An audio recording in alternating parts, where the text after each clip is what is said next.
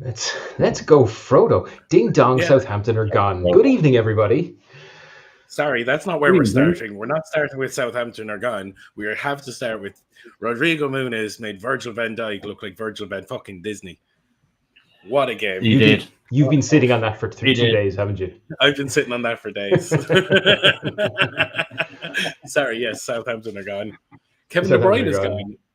But we're back. We're back, and it's good. It's Monday night. We're going to bombard you with an array of football topics in no particular order, despite our best efforts. We will get distracted like the talkative magpies following shiny things that we are. But it's good to be back. And there's football on. And there's football on right now. I'm watching it over here on a nameless sports company. And Newcastle are already 2-0 up against Leicester, which will surprise exactly nobody. 2 from Jacob Murphy. So if he's on your team, well done. You've been paying attention all season. And yeah, looks like Leicester are going to get a kicking tonight. And Isaac is playing. Isaac is playing. Fabian Schär signed a new 1-year agreement and newly scored from the halfway line. Is it finally Fabian Schär's year? No. His year was 2 years ago. Goal. It's like he's scoring on goal from the halfway line as to score a screamer from the halfway line. See, that's right, the thing, because we're in a very precarious place that I'll tell you a little bit more about in a while on Fabian Schär. But Fabian Schär's score is incredibly important to the league tonight. There's one man; it has all become about him at the top of the table, which is more on that later. But first, John, I believe you have some gloating to do. I do have some gloating to do. What happened this weekend, John? Alexander Iwobi happened. Ryan Sessegnon is back, might I add. 5 goals in his last 3 games. Ryan Sessegnon is back. And Rodrigo Muniz bullied Virgil van Dijk for 90 minutes in Craven Cottage. And it was glorious. And Gary doesn't agree with me, but Virgil van Dijk was bullied by Muniz. I can't argue with that. This is the first time that we actually agree about something. Kanate looked like he belonged in the 3rd division. Robertson looked like he was 37, 38, playing, I don't know what's gone wrong with Robertson this season, and he's come out and said that he doesn't feel the criticism is worth it. I'm calling bullshit on that. I'm calling bullshit on that. He was absolutely rinsed. He was completely rinsed. When you compare him to, and the name of the player escapes me, but whoever played left back for Fulham on Sunday, Robinson. Well, is he Jedi? No, who was the Ryan Sessegnon? If it wasn't him, it was Ryan Sessegnon. No, there was somebody else. He was a lad with dreadlocks. He may have played left wing, possibly, but ultimately he marked Salah out of the game. I'll have to look that up actually if you can. Alex, that's Alex Iwobi. It would be with red in the dreadlocks. It would have been Calvin Bassey, Bassey and Anderson in defence with Calvin Bassey. Sessegnon right, Robinson left. Yeah. Bassey was Calvin Bassey's class. He had in the Premier League. Well, he had Salah in his pocket all afternoon. Yeah, and look, we've spoken about this before. Salah does drop off traditionally in February, March. That's just a theme for Salah every year. But he wasn't in the game, and Bassey was the reason behind that. Van Dijk looked a shadow of the player that he's been all season. Kanate looks like he has his head in Paris, even though he's actually the rumor is he's asked for an extra 120 grand a week to stay. That's the latest rumor coming out of Anfield. Yeah. See ya. I'll pack your bags for you. Yeah. Useless plonker. And Robertson just, as I said a minute ago, he feels his criticism has been harsh. He has had a couple of good games this year. City at home, he played quite well. Madrid in the Champions League, he played quite well. But yeah, I've been his biggest fan in our league, as we all know. Can't defend him this year. Can't defend him for what happened on Sunday. For the equaliser. I have 2 things to say though. Iwobi for me might be the most underappreciated player in the Premier League this season. The man is genuinely outstanding. The amount of distance that man covers, the work he puts in, and just the actual quality he has, Jesus, I think he's highly underappreciated. And the other thing that I'm going to say, and I'm going to say it off the back of a win, there was that incident when there should have been a penalty. Kelleher and Van Dijk, there should have been 2 penalties, no penalty given. Since the David Coote thing came out, Liverpool have got all of the decisions. No, PGMOL are just to hell with that. We're leaving them to be alone. Wait. Queven Kelleher took out, just took him out, and then Van Dijk body checked. There was 2 stonewall pins in one motion. None totally agree. Absolutely agree. 2 stonewall penalties should have been given, but you can't turn and say Liverpool have gotten every decision off a referee since the whole David Coote thing.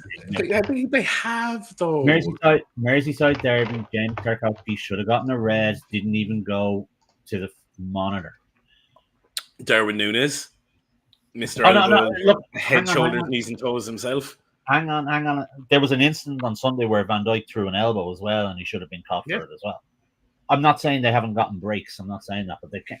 It's not a question of a referee has decided to criticize Liverpool and it's come out and all of this kind of shit. We'd better be nice to them. No, that's not the case at all. It's like that whole VAR controversy when Liverpool won the league. VAR made Liverpool champions a few years ago. It's bullshit. Over the course, PGMOL have not given a single decision against Liverpool since the David Coote story broke. There is a directive from them going, no, leave them alone. They're already upset with us. You have Arsenal fans kicking off left, right, and centre. United can't seem to get a penalty for being kicked in the face. Merseyside derby. Ruben Diaz clean on handle the ball at the weekend. United can't buy a penalty, but 2 lads inside the Liverpool box, crease fellas, and the PGMOL are no, leave them alone. It's Liverpool. I don't know. They already think we're cheating. Nah. Hang on. I don't know, man. I thought they were penalties. Fair enough. Mike Dean, who watches these games live and commentates on one of our. You mean the fake show where they just say the referees, right? Doesn't matter. Mike Dean is a Premier League referee and would be easily one of the best referees that have refed in the Premier League. He thought it could have been a penalty, but it would have been soft. Okay. They're there to protect. He's there to protect his mates on a TV show. Oh no, he'll call him out. He will call him out. I've heard him call them out. Who was it I saw? Somebody took a tackle into the side of the thigh this weekend. Tarkowski won the other night because they couldn't really defend it. Tarkowski. And to be fair to Mike Dean, he went, that's a penalty for me. He's not afraid of, going against the ref. That's the one I saw. Now. That's the one I saw. And look, I'd give Mike Dean some credit. It's an interesting job, a really fun job, just sitting there calling out the ref. And if anybody questions you, you go, well, I'm the ref. Brilliant fun. Great crack. Love it. It's not even that. They're all his mates. He's not going to do them in. But Gary Moffat, I'm going to check. This is going to be a running thing now between now and the end of the year. Decisions that Liverpool didn't get, or the ones that they got away with. We're just going to deep dive that one just to see how many VAR decisions, how many points Liverpool have gotten from VAR decisions. Funny you asked that, Gary, because I did some research. No, I didn't. I think this is just John because he doesn't have the result to whine about, finding something else to whine about. You won, get over it. Yeah. And also, Gary, congratulations. Now you know what it feels like for Liverpool to be what they always wanted to be, which is Ferguson's United. What's next, John? Where do we want to go? The pain in his face. The pain. I love it. Anyway. It's grand. Look, Fred the Red just needs to make a bit of room on that perch and be fine. So, look, so here's the thing, right? I did a little bit of a blog during the week because Kevin De Bruyne, as we all know, has officially announced he's off and away this summer. I think Premier League icon, potentially one of the best midfielders to have ever graced the Premier League. So naturally what I had to go and do was put together a blog that looked at some of the best midfielders that have ever done grace the Premier League. Do you want to hear the list? Now, they're in no particular order because I want to hear your thoughts on them. There's obviously going to be some honorable mentions, but we're going to kick off the list with Patrick Vieira. You're gonna love my take on this. I think you can probably guess, but let's hear your list. Let me guess who it is. It's the Scouser. Anyway, Patrick Vieira, Roy Keane, Frank Lampard, Steven Gerrard, Paul Scholes, David Silva, Kevin De Bruyne, Cesc Fabregas, Yaya Toure, Luka Modric, And the honourable mentions went to Michael Carrick, James Milner, JJ Okocha, Claude Makelele, and N'Golo Kante. But what a bagging list. How have you left off Michael Essien off that honourable mentions list? You could have also put a Park Ji-sung. You could have put a Park Ji-sung in there. You could have put. No, you can't. Come on. Park Ji-sung. He wasn't a midfielder. I'm sorry, he wasn't a midfielder. What was he? He was an outside left in a similar way that Garnacho plays for United at the moment. Cop answer yourself. But anyway, can we stick to the actual topic before we start arguing again? Yeah. Where is Eric Cantona? No, Jimmy, stop it. Jimmy. First rockstar footballer in England. Yeah, centre It forward. was the greatest moment in Premier League history at Selhurst Park. Fair enough. Talking midfielders. Like, there's some... like, I was writing this out and it was actually annoying me because there's been some great ones. Like, early Cesc Fabregas, baby Cesc, was nothing but amazing. Watching him in his first few years at Arsenal, it was just nuts. Yaya Toure, short spell, but Jesus fucking Christ. He absolutely dominated, to be fair. He did. And Luka Modric. Well, Luka Modric is a legend in just full stop. For me, he probably doesn't get quite to the Messi Ronaldo debate, but if you're talking, some of the classiest players ever to grace a football pitch, particularly in Europe, Modric is definitely up there.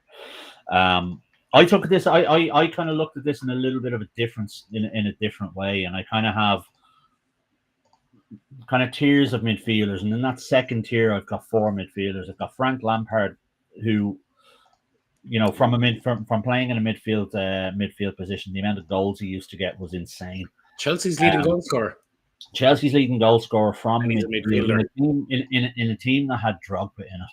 That's impressive, I have to say. Historically, even Jimmy Floyd Hasselbank, Gianfranco Zola.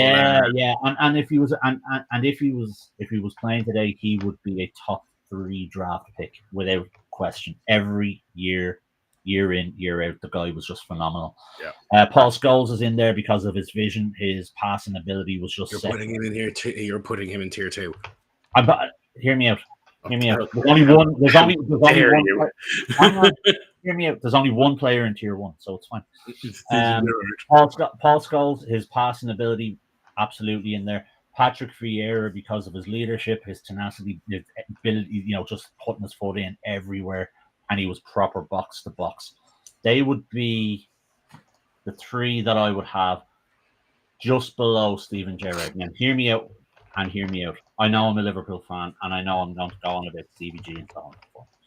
Stevie G had insane vision. His passing ability was on a par with Paul Scholes. You can't argue that.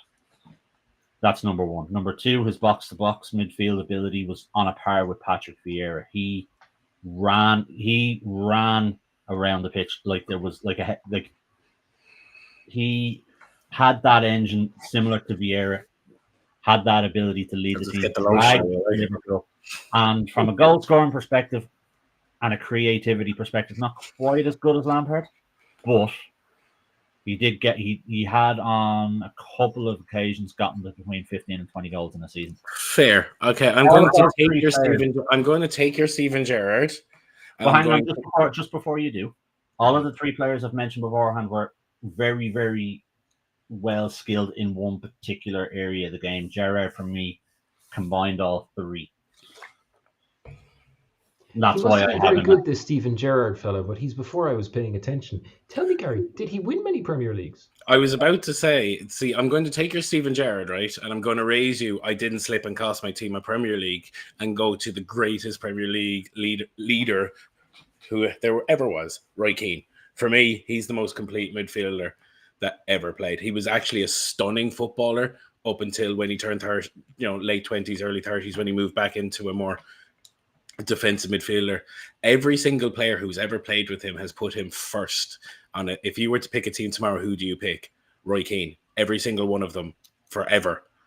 Cristiano Ronaldo included, has said their first pick on a team, if they ever were to pick one, is Roy Keane, because he was just... could pass, he could tackle, he would take a game by the scruff of the neck. He was everything. He set standards on and off the pitch. So for me, Seven Premier League titles, 4 FA Cups, Champions League, treble. I don't think. Look, I don't think More goals than Vieira. I don't think you can take the amount of league titles or trophies that you win with a club as measure of how good a midfielder you are, because there are 10 other players in the pitch beside you. I think you can win at 0, Gary.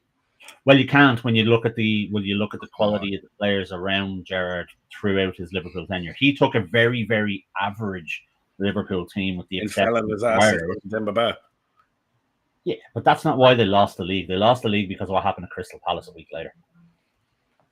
Crystal Palace seem to be very important to us as a team, despite the fact that none of us support. Let's get that straight right now. Liverpool didn't lose the league that year because of the Gerrard slip. They lost it because they fucked up. So we're just going to take loaded against Palace. So that's the reason. That's the reason. The only reason Roy Keane is not in my top 3, though, just to get back to that piece, is his temperament. What do you mean his temperament? The fella who brought his team to a Champions League final, the fella who probably dragged his team to more league titles than any other player. And his temperament. He didn't drag his team. Let's look at some of the players he played with. The standards, No, I'm just looking at this list, and the little bit I know about historical Premier League players is that there's not too many gentle little souls on this list. Kevin De Bruyne is the only one who really strikes me as the kind that needs to be tucked in at night. These are hard-hitting men. Sorry, Kevin De Bruyne is also a bit of a shithouser. He's a bit of a houser. Like the amount of fouls he gives away on the half turn on the halfway line. If you actually pay attention and watch it, he gets away with it because he's a nice boy. A little clip here and a little bop off a guy there. He gives away an awful lot of free kicks on the halfway when City are being counted on. It's what they do. Watch City's attacking players. They're brilliant. To be fair, I couldn't see Luka Modric starting many fights either. You'd just pick him up and throw him away. I probably think that from the little bit I've seen of all of these fellas playing in terms of actual technical skill, he's probably my favorite on the list. So the stuff I've seen him do throughout his career. But that's as the guy who's here for entertainment and has never really played on a pitch since I was about 10 years old. So I don't know the value really of a midfield general like a Roy Keane and a Vieira. I haven't seen that firsthand, but some of the stuff that Modric could do with his feet was just unnatural. I'd also like to not go too far in the direction against De Bruyne just because he's recent and we all hate City now. The impact that man has had is crazy. I'm not going to say he has led them to multiple Premier Leagues, but he is probably very, very important in 3, if not 4. Jimmy, I want you to be aware of something, right? So Jose Mourinho's Man City had 2 particular Premier League players sitting on the bench getting no minutes, and they were Kevin De Bruyne and Mo Salah. Oh, sure. And at one point, Leicester had Harry Kane and Jamie Vardy fired into the same bench. These things happen. Mourinho had the 2 of them. Chelsea brought them in, and then after 1 year, he went, fuck it. Kevin De Bruyne went to Wolfsburg. Salah went to Fiorentina and then Roma. No, he went to Ball in Switzerland and then to Roma. I think John Terry or possibly Frank Lampard, one of those important Chelsea boys, talking about this. And they both said that it was absolutely the right thing to let them go because they weren't the players they became at Chelsea and they weren't going to in that squad. They needed to go and become what they became. And it was a shame not to see that at Chelsea. But I'm delighted it wasn't at Chelsea personally. Yeah, I don't mind with Chelsea so much. I don't have the loathing for him that you guys do, but I would prefer if Kevin De Bruyne was playing for Brighton, to be honest with you, because man's phenomenal. He will be missed in the Premier League, and I assume he's off to the desert to take a buttload of money. He could be, or I reckon he might end up in America. He's going to take a buttload of money down his alley. Do you think he needs the money? It's not about does he need the money. We're talking generational money where he's happy to look like a strawberry once a week. Yeah, but he's got generational wealth already. He does. There's money, and then there's 100 million a year tax free, 3 years, 300 million. You've probably come on. Yeah, but there's also the whole thing of let's go to Miami and play with Messi. He can't go there. They have their designated players. Yeah, but that can change ahead of the next MLS season. You know what I mean? Suarez or Busquets. Yeah, I don't see them removing the Barcelona boys from that team. Well, boys, this just in, it's now 3-0. Harvey Barnes, once an absolute Premier League asset for everyone, and this year I think I dropped him in week 3 and I've not looked back. But Anyway, it's all over for Leicester. Anyway, I will round off by saying this. Even though I think Roy Keane was the best for me, Daniel De Rossi wearing the number 16 jersey as a homage to him is a beautiful thing.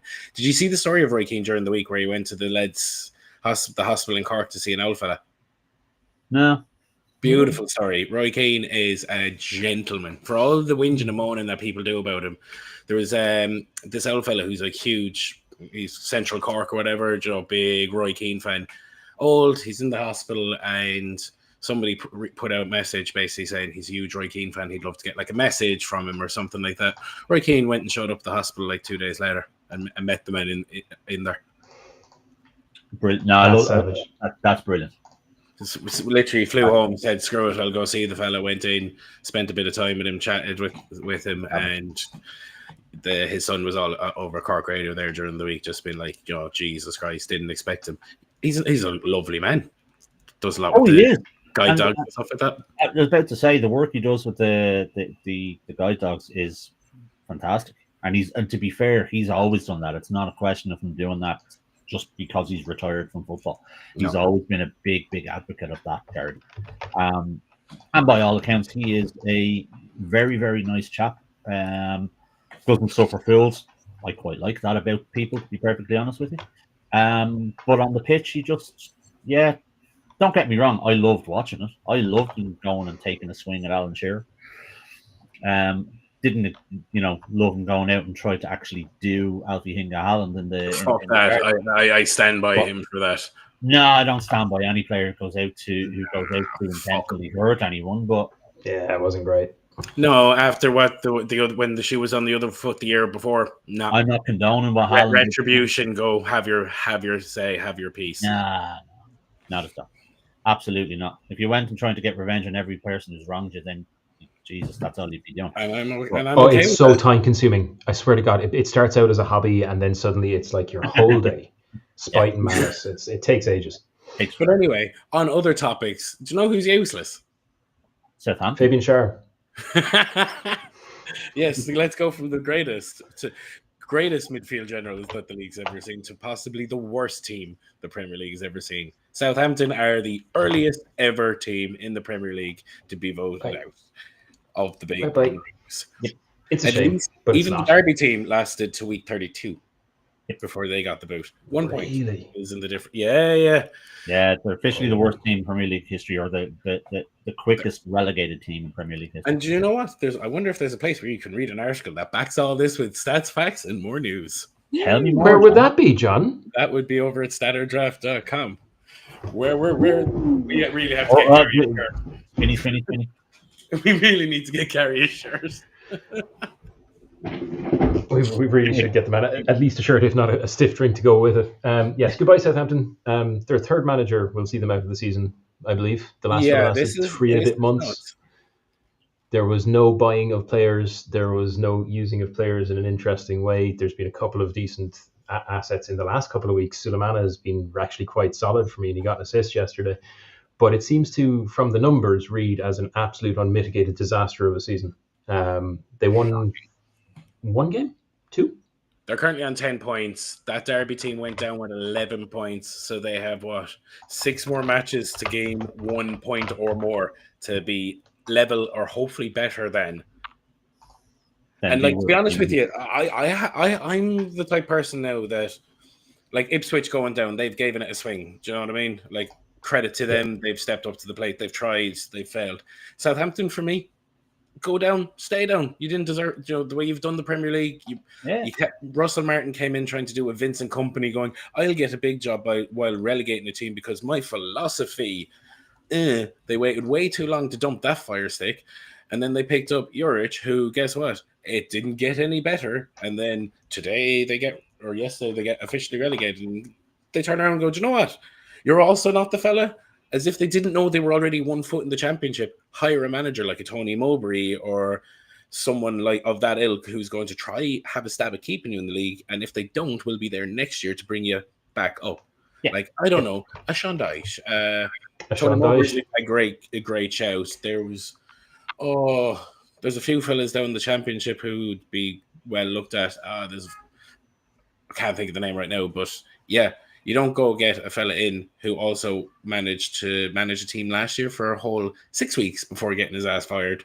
Like, he's obviously not a good manager. They've hired really badly. They've bought terribly. Their squad is awful.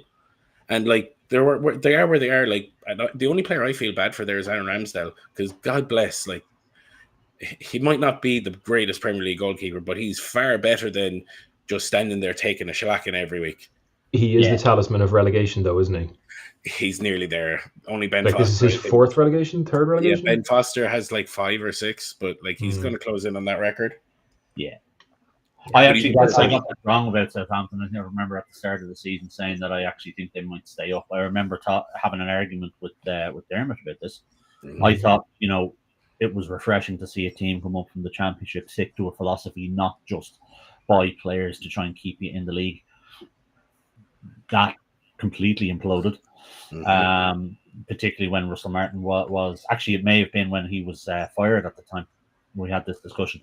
But that Southampton team, totally agree with you, John. They need to stay down. They need to be down there for about 5 or 6 years. I don't think they're coming back up. I know traditionally we see some teams bounce back. They probably will, because of the size of the club. They have a bit of money with the parachute payments. They might be able to keep on. Well, they're going to have James Ward-Prowse in the Championship next year. Dibbling will probably be one to go. Ramsdale will probably be one to go. But there's a lot of that squad there that aren't really sellable. Like, there's probably 5 lads. Like, Bella Kotchamp will probably get a move, even though he's been utterly useless. But he'll get it on the fact that he's young, German, and basically has been touted as a Rudiger light. I had high hopes for him because he was also a Champ Man legend. So for years. And a quick peek at this game, because I feel I have to jump in here again. Leicester just managed to take a shot that went off both bars and stayed out. And again, Gary, are you ready to be traumatized by what's happening in your team this week? Go on. Sir, you are currently half a point behind Joey in head-to-head. Oh, my God. Yeah, and you've got Kieran Trippier and Toenail, both on your bench. Now, if Newcastle win, that's a point each, which halved is the one you need. If Dean has gone ahead of Dermot by a couple of points, thanks to the amazing work of Fabian Schär in the head-to-head, and that is a bit of giant slaying for Dean, who's been stuck in 5th place for a while, and Dermot has been absolutely dominant. But what's great is it means I'm now within 3 points of catching up with him again. But we have a record this week, lads, and I'm ready to call the result. Congratulations, by the way. John is straight through over the body of Dean again into the final of the Cup, and he'll be playing me because over 2 legs, I have defeated my dear brother in Cav Bowls 5 and 6 by mathematically the smallest possible margin. I have beaten him by 0.125 of a single point in what is nearly a 400-point game. At some point, I will write down the tales of the Cav Bowls this year, but if you look at all 6 of them, every single one has been either a tiny margin, and getting smaller, or that cock-up I made where I got myself a 0 and blew the whole fucking show. But the league is kind of hot tonight because almost everybody has players in this last game and none of them play for Leicester. So Fabian Schär ploughing it into the back of his own net could change a result. Tonali doing something good or bad could be enough to determine your fate, Gary. John, you've got a lot of skin here between Pope and Livramento, although is Livramento playing? Because I think I saw Kieran Trippier at the start. Is he on? No, okay. He got an assist. Oh, well, that's that. So you're sorted. Oh, wait, no, because you've lost to Jack, who's surely listening right now and has absolutely done one of those to you, unless Pope scores. And at this point, anything is possible against Leicester, which means... If they get a penalty, I hope they let Nick Pope take it. I hope so too, just for the lolsies. Jolly Rogers, Aristocrats, and now Kinder Mbuemo through to the playoffs. Killing Me Softly still through to the Harrison. And the battle for that 4th space goes on. John on 54, Dean now on 48. You're 6 points ahead of him. There's 5 games to go. And Gary, if you can find that half point, you'd be back in the mix at 42, which isn't inconceivable, but it's pretty bloody unlikely. And John has gone top in the eliminator, which is now tighter than a very, very tight thing. He leads I liking how this is 885 to happening. 880. I get my shit together at the business end of the season.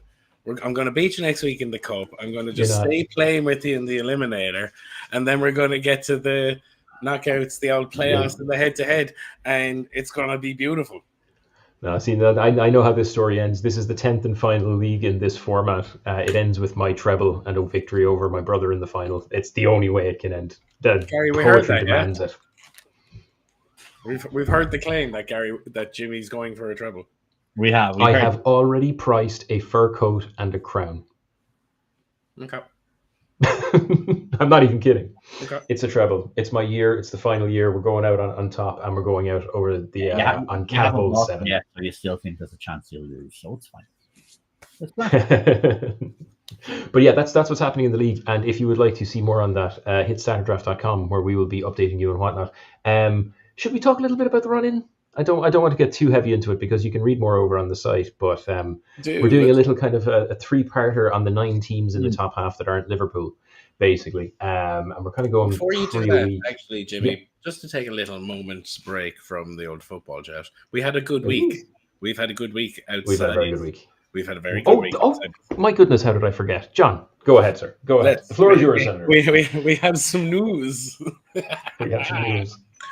We got some glass trophy this week. Ooh. Sure. Enterprise Ireland wants to watch for the shout out the old EI program, so that's pretty fucking cool. Jimmy is still firing ahead with the lads over getting the development done of the game. Is that the only? They're not the only updates. There's been many more. We obviously came back from New York.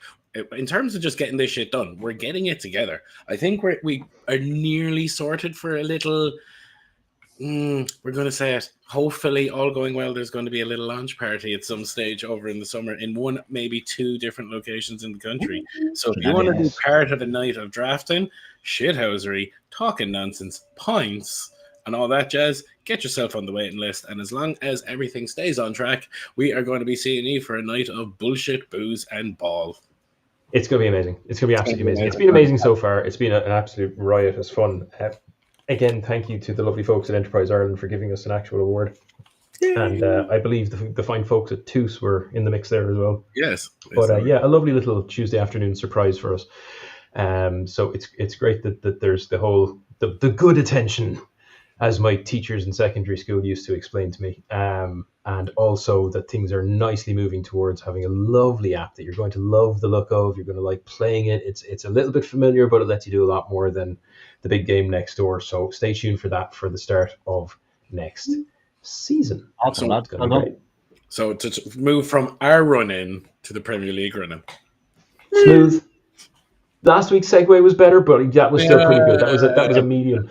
So we had a look at just very, very basically had a look at the prospects of the kind of big 9 behind Liverpool, taking them 3 at a time.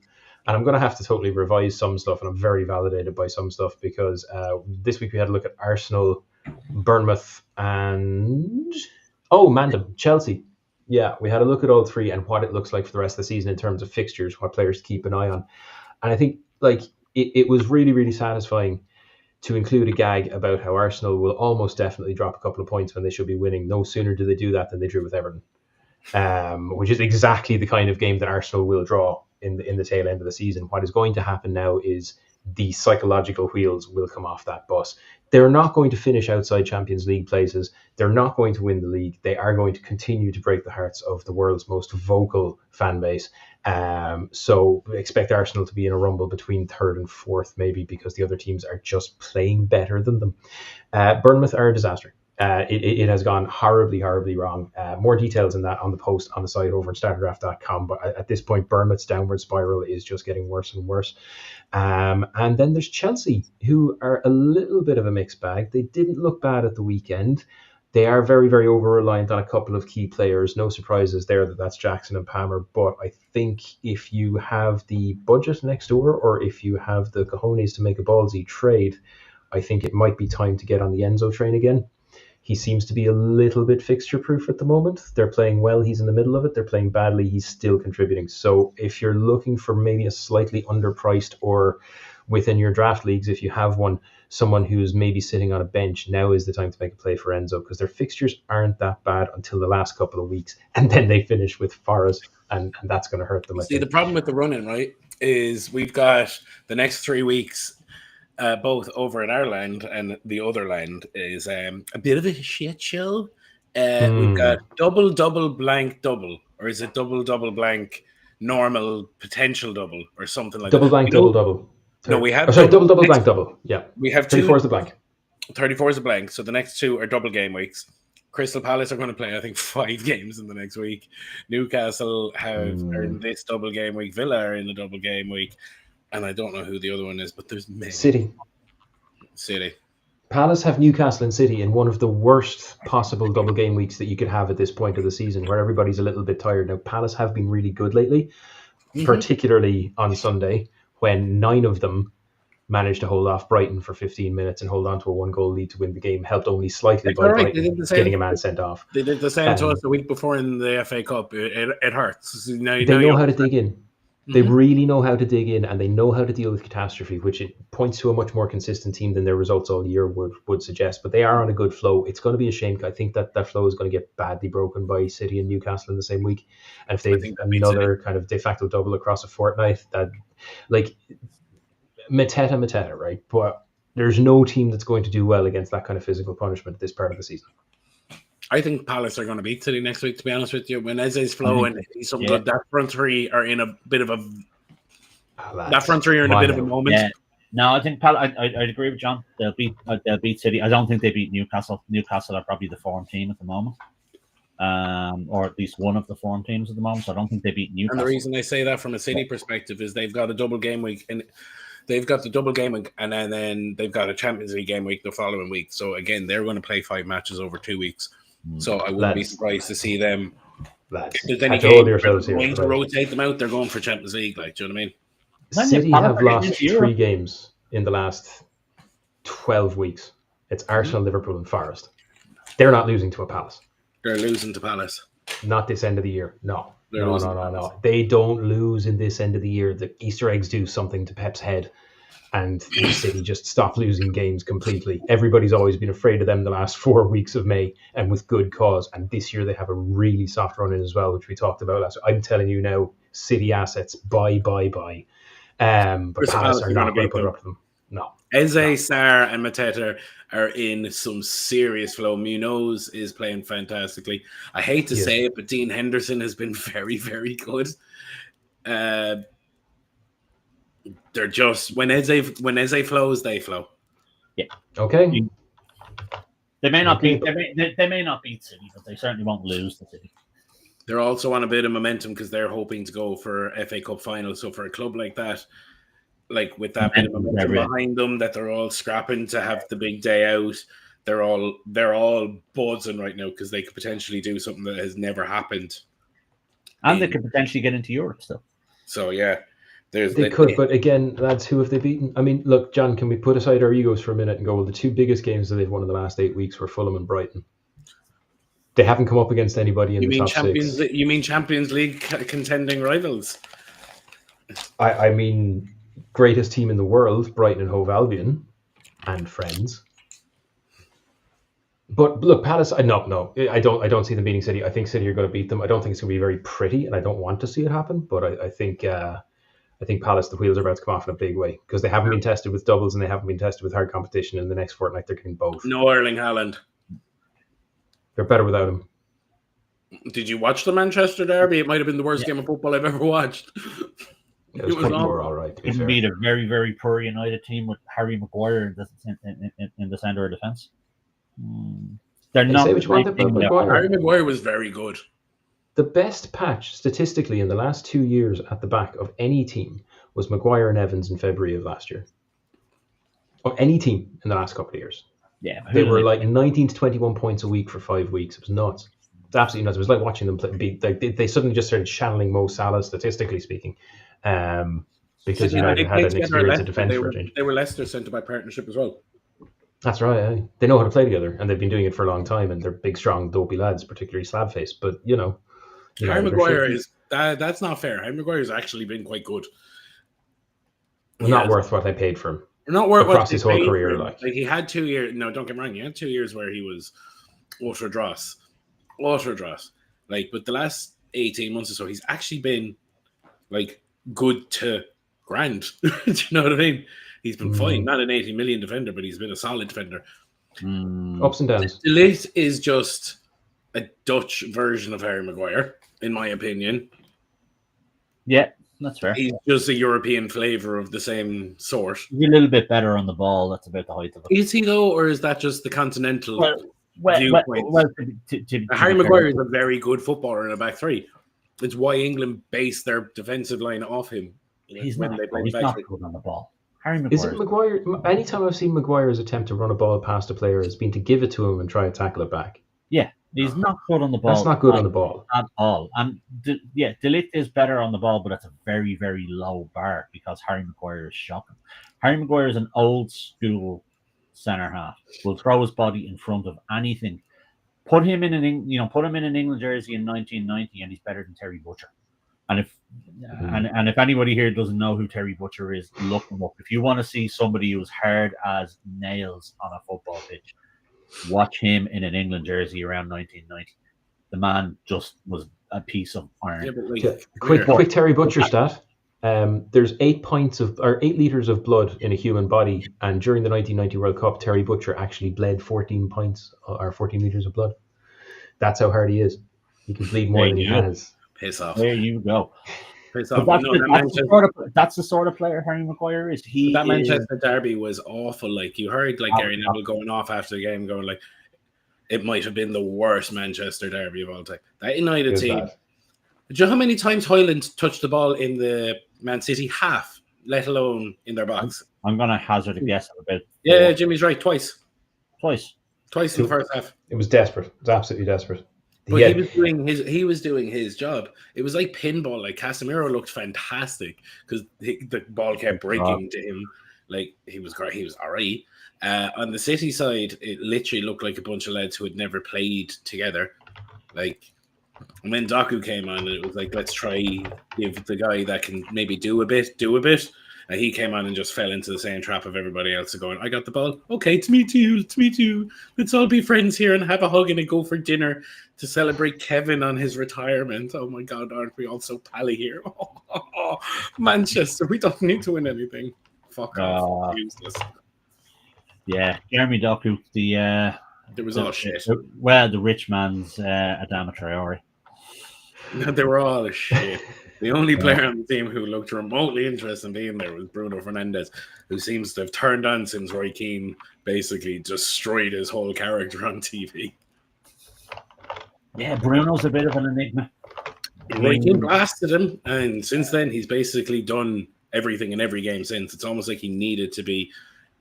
He's a bit. Joe, he is. He's a bit of a dick. I think he's the type who would have heard that and gone, "I'll show you." Yeah. Why weren't you doing this the whole time? Because it turns out when you want to, you're class. I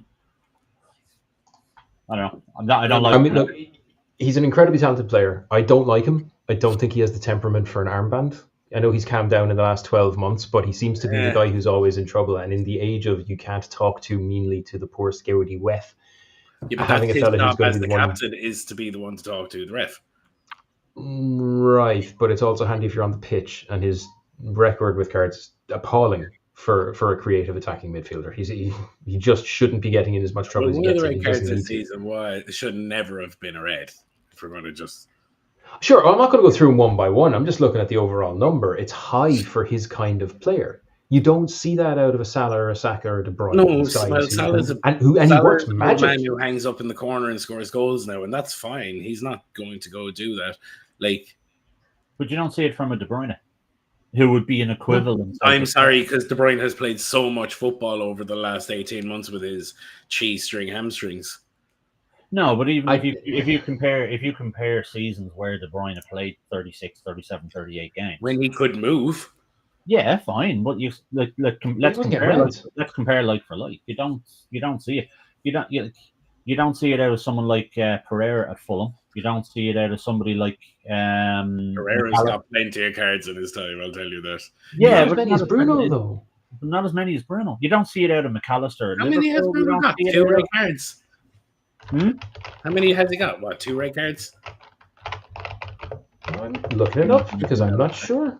It's actually not that many. How many career red cards does he have? Declan Rice has got more red cards than him this season. Oh, okay, there's I'd be almost certain that Declan Rice has more red cards than him this season.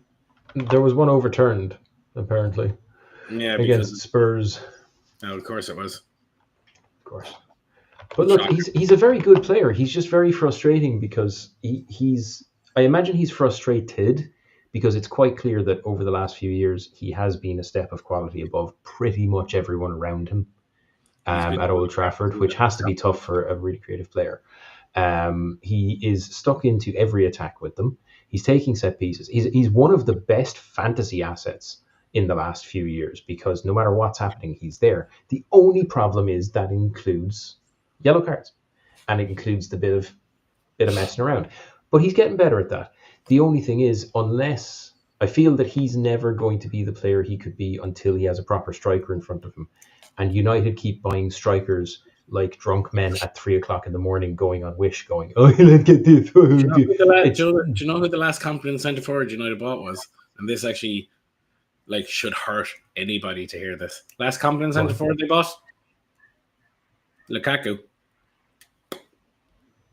Look at what they bought since. Yeah, it's fair. It's fair. Yeah, absolutely. Yeah. You actually think it through. Yeah, it's disappointing because Højlund was, had so much potential. So much. So did Anthony, and so did Martial, and so did Pogba, and so did Martial. Yeah, but I probably have a little bit more sympathy for Højlund. I have a lot of sympathy for Højlund because he's trying, but he's being ran into the ground and he's picking up bad habits because he's trying to. Yeah, that's the difference between someone like Pogba, for example, who should know better because he was more experienced than someone like Højlund. I know it's a different position, fair enough, but I think Højlund was sold a dream. Was sold something completely different to what he actually turned up with. Look, for me, it's not even that. Utilised in the wrong way by Ten Hag and then probably by Amarin at the moment. And as John said, he is picking up bad habits. And for 20, was he 21? 21, yeah. Young, yeah. At some point, they don't the habits become. Yeah, they become your reality. They become part of your game, and it's like if you watch when he came in, he's fast. He's very fast. He would have been better. He would have been better off picking at Atalanta for another 12 months, and then he's a channel runner. If United were competent and they had signed a more senior centre forward, even having a Weghorst there right now would help Højlund because it's just someone who can play and give him a game or two off to go sort out his head, take away from the pressure, get on the training field, do a bit, and then also someone who's a more senior striker who's definitely gone through a barren patch who can talk to him. There isn't someone there in the club now who's been in that situation. If you actually think about the insanity of this, every striker in the Premier League has gone through a period of not scoring. He's a young fella who's in that period, and normally there's someone in the club who has played as a centre forward where you can go, how did you get out of it or whatever? He has no one. No. Yeah. And same with Denmark. He's also the main guy up there. So who's his mentor? Who's his guy? When you look at other players in other clubs who've come up, like Harry Kane, when he was coming up, he was sent out on loan 2 or 3 places to get game time, and there was plenty of times when he was at Millwall and stuff where he was actually on the bench when for them, but he was there and learning and figuring it out. And you've basically got this fella thrown in the deep end going, you're now United's number 9, figure it out. Are you going to help me? No. You're all heart here, and I love it. You're all heart. You're going, this is a young man, and there's a welfare question there and a career question there and concern. I'm going to hit you with some numbers now. He has managed to claw his way over 3 points a game. 3, which means if we knew at the start of the season what he was going to actually be output-wise, fantasy-wise, he wouldn't have made Kim's bench. It's just been terrible. And Xerxes not much better. Xerxes only 3.25 against 3.15. Xerxes actually improving. I think for Højlund, I think the best thing that could happen now is that they just get to the end of the season and he has time to reset and United can get a senior striker in that can take the load off of. And Xerxes not a number 9 either. He's a number. That was a pointless purchase as a number 9 because he's not. He's another number 10. He's kind of a 10. He's a Mason Mount type player where he's not a 9, he's not a 10. He kind of presses, runs, and connects play. Yeah. So there could be value for United in shopping in the older section just to have that bit of balance and guidance. Jonathan, is the name Callum Wilson flying to anyone else's head? No, it wouldn't be Callum Wilson if it was. Wilson, actually, to be fair, wouldn't be a bad shout. It wouldn't be the worst. I would be saying Watkins. I'd be saying Watkins, Mateta. Like getting Mateta would be a great sign for him. That would be a super sign.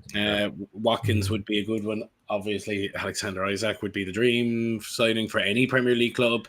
Newcastle, but that's not going to happen. Watkins or Isak are not going to go to a dumpster fire like United. No. But that's the thing, though. I think that's the kind of someone like Mateta potentially could, or Wilson could, because it's first team football. I think Watkins, you could leverage him as part of the Rashford deal the other way. Oh, you could if United had competent people who could negotiate. We don't know if they are. You know, we don't know if this lot are.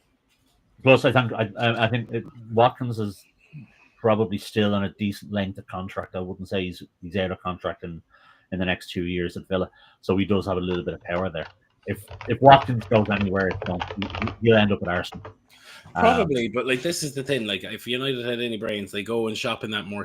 Like whatever they're looking at 4 or 5 players in the summer, mainly kind of on the younger athletic side, in that kind of Doragoo type mold of young, high potential athletic guys that will be malleable to the ideas. But I do think in terms of that attacking fulcrum, it needs to be someone who has a little bit of meat on the bones, a little bit of a couple of war wounds. Yep. No, I would agree. I totally agree. Had they been able to snap up someone like Chris Wood at the start of the season, for example, that would have been ideal. He would have been able to give 1 year stopgaps, 1 year stopgap striker. I know it wouldn't be Chris Wood, but nobody could have seen his season coming. But that kind of mold, someone that can come in and out. Great. Yeah. That's what they need in the summer, but that won't be what United do. United won't go for that. They want someone young. They want someone exciting. Do you know who they're going for? So, because obviously I'm on the old TikTok where you can like, share, follow, and do all of the things. See, there's your transition for you right there. But no. Who are they going for? Liam Delap. Not the answer. Liam Delap. It's another 21-year-old striker with 1 year or so on the clock. But you know what? We will talk about the summer transfer window very shortly, because I think, Joe, when we get to the period where we're in our playoffs and the Premier League is starting to settle down, I think that's when we're going to look at what teams need for next year. Yeah, to be honest with you, lads, I've had enough for tonight, and that's how it usually goes. Yeah. And before we bail out, though, can I just also throw in there once again, all of these blogs we talk about and this upcoming lovely game we talk about are all on statdraft.com. So if you're doing nothing else right now, which you absolutely shouldn't be, because you should be listening to us and staring straight ahead at a blank wall or maybe a football match, head over to statdraft.com and see what the hell we're talking about when we're not rambling and incoherent. And that's it from me for tonight. Good night, boys.